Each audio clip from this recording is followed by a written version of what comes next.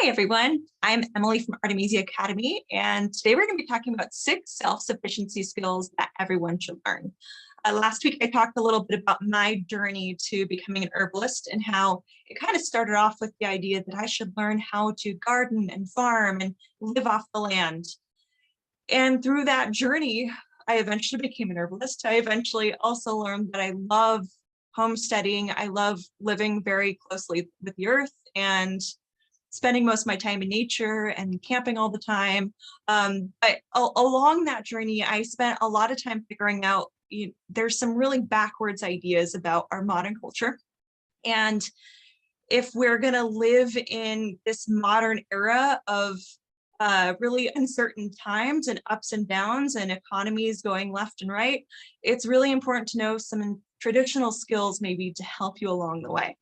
And so I found that as I've gotten older, I've become more, I don't know how to say, like, it's been more important to me over the years to really get rooted in the old skills that we have forgotten, the skills that our great grandparents knew, the skills that, were passed down generation to generation for a long time, and then somehow along the way forgotten about. And these skills, I think, are really important to start recovering as we're turning into our own. For me, I'm getting into the age where I might start having kids soon. We're going to be training the next generation of people soon.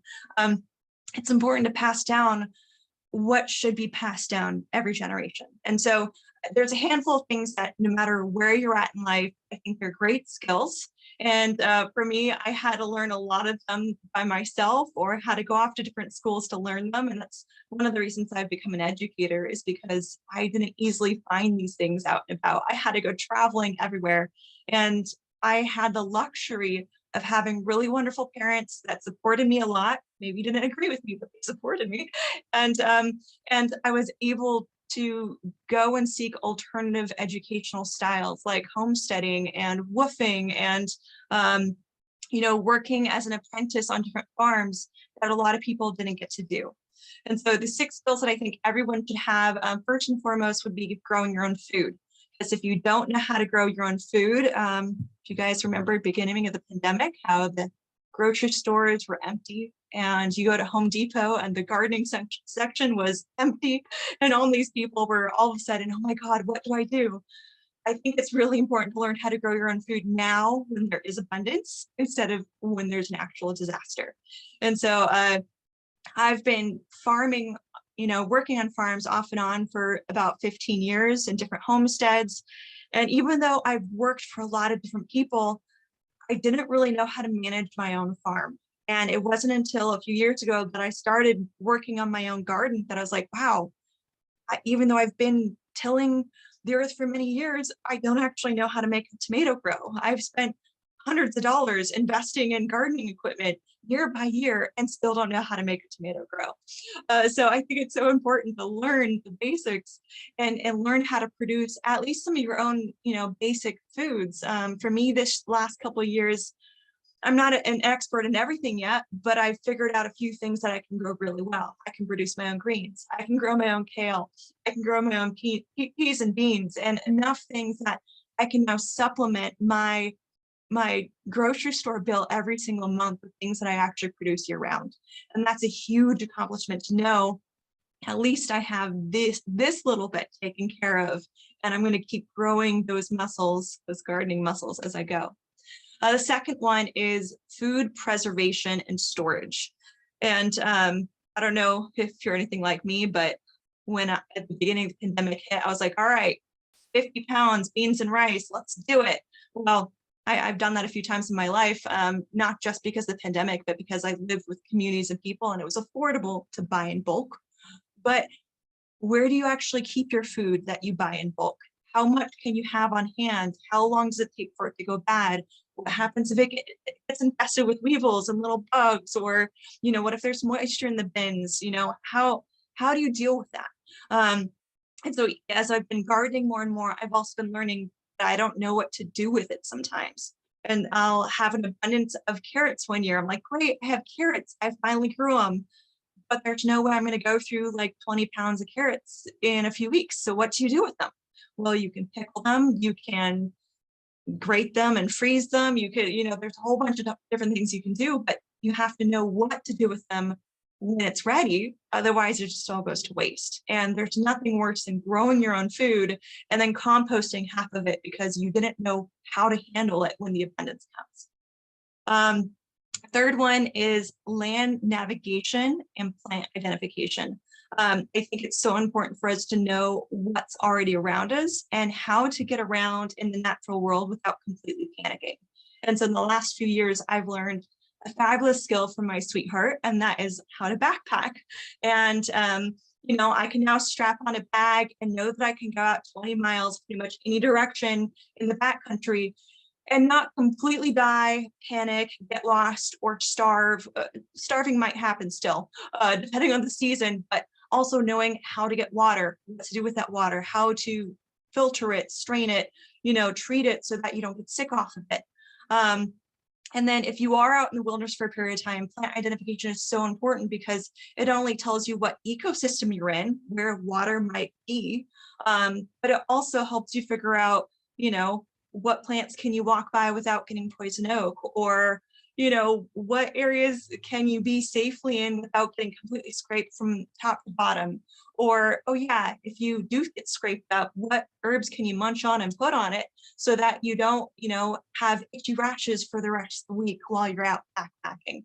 So land navigation and plant identification skills are so important. And my friend James is actually putting on a backpacking made easy class coming up. And so I'll put a link in this blog and on the Instagram soon for that. So if anyone wants to learn how to do land navigation and just know how to comfortably be in the wild, great skill to have. Please check that out.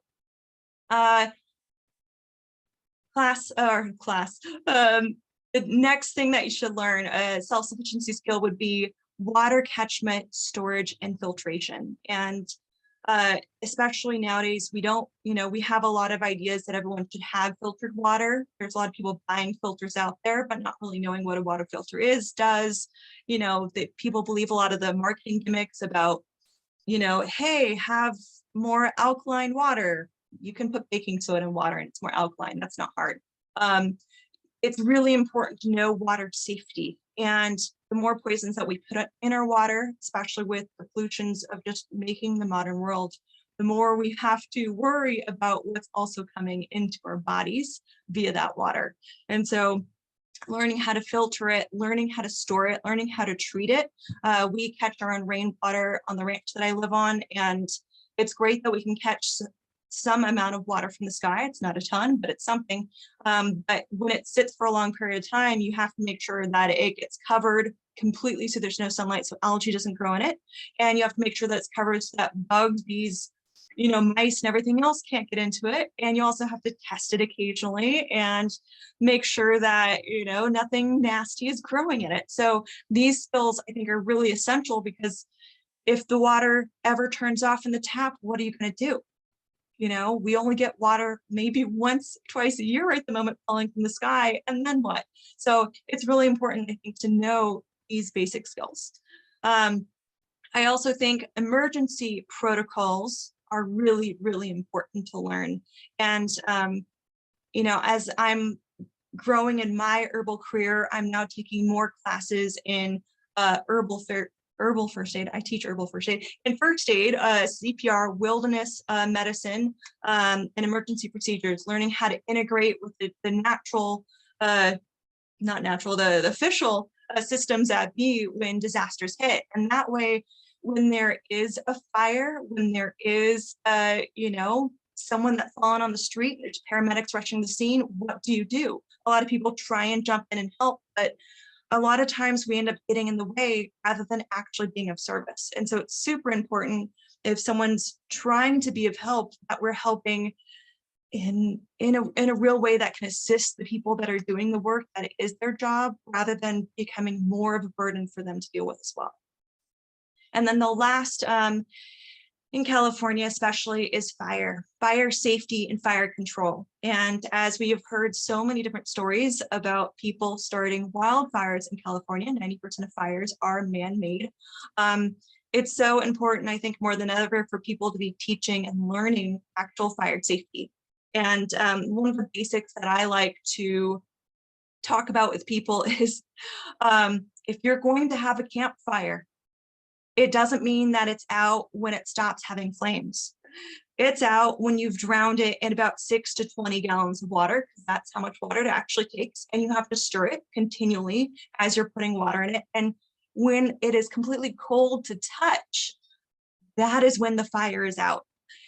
And if you wait till after that, and if you're like, oh yeah, the fire's out, there's no more flames, it's totally fine, I'll just put a little dirt on top. You don't realize that the wind in California is so strong that just a little puff of wind can send a coal into a pile of grass, and there you go, we have the next wildfire.